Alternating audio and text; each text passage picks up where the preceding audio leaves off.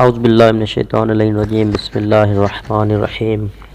الحمد للہ الذی جعل کمال دینہ و تمام نعمتہ بولایت علی بن ابی طالب علیہ السلام والصلاة والسلام علی سید الانبیاء المرسلین وآلہ الطیبین الطاہرین المعصومین اما بعد فقد قال امیر المومنین علی بن ابی طالب علیہ السلام بسم اللہ الرحمن الرحیم وانی اقسم باللہ قسما صادقا۔ ناظرین میں قدر سامعین محترم السلام علیکم ورحمۃ اللہ۔ درس نہج البلاغہ کا خط نمبر 20 آپ عزیزان کی بارگاہ میں حاضر ہیں۔ یہ خط امیر المومنین نے ابن زیاد ابن ابی کے نام جبکہ عبداللہ ابن عباس نے اسے اپنا خلیفہ بنا رکھا تھا، اور عبداللہ ابن عباس بصرہ کا اور احواز کے علاقے کا اور ایران و کرمان کا گورنر تھا۔ آئیے خط میں چلتے ہیں کہ مولا فرماتے ہیں، اور میں اللہ کی سچی قسم کھا کر کہتا ہوں کہ اگر مجھے یہ خبر ملی کہ تم نے مسلمانوں کے مال فے میں سے کسی بھی چھوٹی یا بڑی چیز کی خیانت کی ہے تو یقین کر لو کہ میں تمہیں ایسی سخت ماروں گا جو تمہیں کلاش کر دے گی، اور تمہاری کمر مڑی رہ جائے گی، اور تمہارا حال لوگوں کے اندر گہننا اور بے آبرو ہو کر رہ جائے گا۔ خط نمبر 21۔ یہ خط دوبارہ اسی زیاد کے نام مولا نے لکھا ہے۔ اس خط میں امیر المومنین نے جو ہے سب سے پہلی چیز بیان کی وہ فضول خرچی اور تکبر سے باز رہنے کی تاکید کی ہے،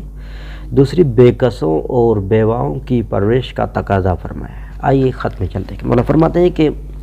میانہ روی کو سامنے رکھتے ہوئے فضول خرچی سے دور ہٹ جاؤ،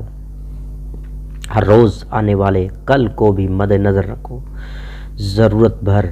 مال کو رکھ کر اپنی ضرورت سے زیادہ کو یوم حساب کے لیے آگے بھیج دیا کرو۔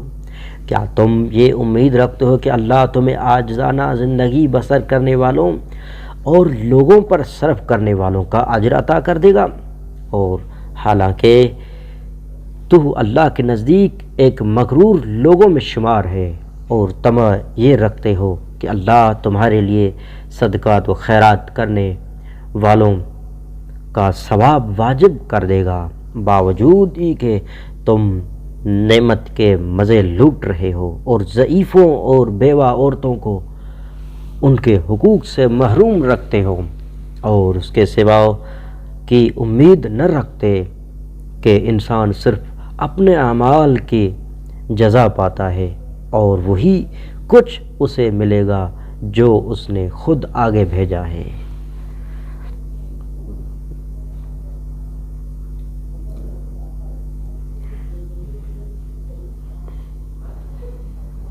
خط نمبر 22۔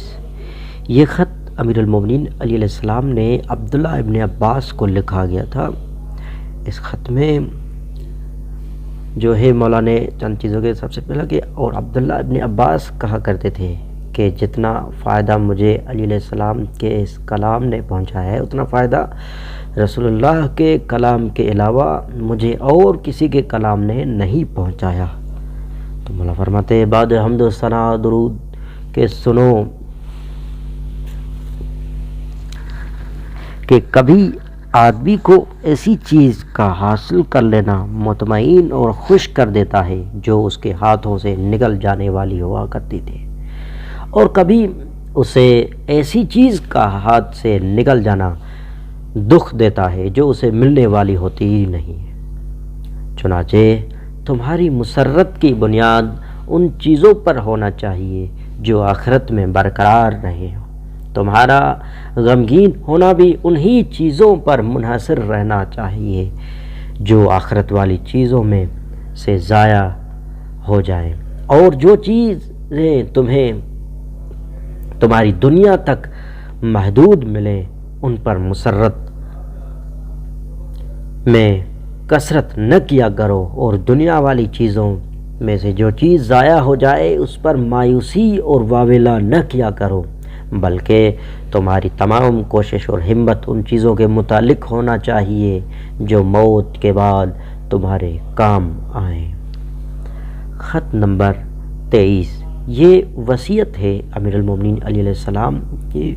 کہ جب ابن ملجم ملعون نے آپ علیہ السلام کے سر مبارک پر تلوار مار دی تو انتقال سے کچھ پہلے آپ نے بطور وصیت ارشاد فرمایا کہ مولا فرماتے ہیں، تم سے میری وصیت یہ ہے کہ تم لوگ کسی کو بھی اللہ کا شریک نہ بنانا اور محمد صلی اللہ علیہ وآلہ وسلم کی سنت کو ضائع نہ کرنا، ان دونوں ستونوں کو قائم رکھنا اور ان دونوں چراغوں کو روشن کیے رکھنا۔ اگر تم نے ایسا کیا تو مذمت اور برائی تم سے رخصت ہو گئی۔ میں کل تک تمہارا مالک اور ساتھی اور ہم صحبت تھا اور آج تمہارے لیے درس عبرت ہوں اور کل تم سے جدا ہو جاؤں گا۔ اگر میں زندہ رہ گیا تو میں خود ہی اپنے خون اور انتقام کا حاکم اور ولی ہوں گا، اور اگر مر گیا تو میری موت ہی میرے وعدہ گاہ ہے۔ اگر میں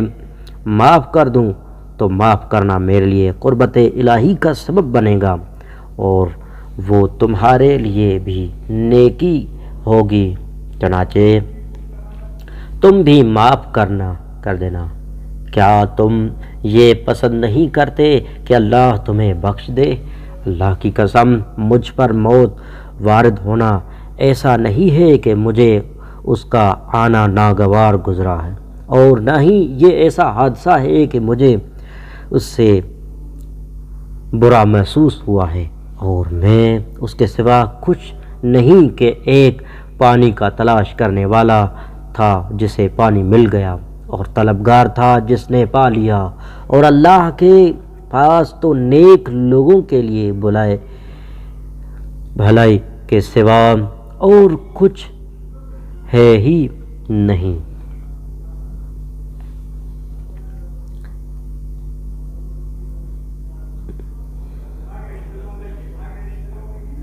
خط نمبر 24، یہ خط بھی آپ علیہ السلام کی وصیت اپنے اموال میں عمل درآمد کے متعلق، جسے آپ نے سفین سے واپسی پر تحریر فرمایا تھا، کہ مولا فرماتے ہیں کہ یہ وہ وصیت ہے جس کا حکم اللہ کے بندے امیر المومنین علی بن ابی طالب علیہ السلام کی طرف سے جاری ہوا، جس کی روح سے میرے مال میں ایسا عمل درآمد اختیار کیا جائے گا کہ جس سے اللہ کی رضامندیاں مطلوب ہے، تاکہ اللہ مجھے جنت میں داخلہ عطا کر کے امن و آسائش سے نوازے۔ اس وصیت پر عمل کرنے کی ذمہ داری حسن بن علی علیہ السلام کی ہے۔ وہ اس مال میں سے عالمی پسندگی کے مطابق اپنا آذوقہ لیتے رہیں گے اور اس مال کو بھی عالمی پسند کے ماتحت صرف کیا کریں گے۔ اگر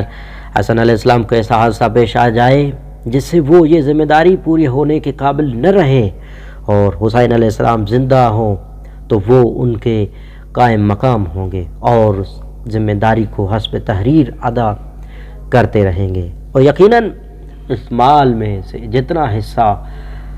و اختیار اولاد فاطمہ کا ہے اتنا ہی اور اسی کے مانند اولاد علی کا بھی حصہ و اختیار ہے، اور یقیناً میں نے جان بوجھ کر اپنے اموال کا انتظام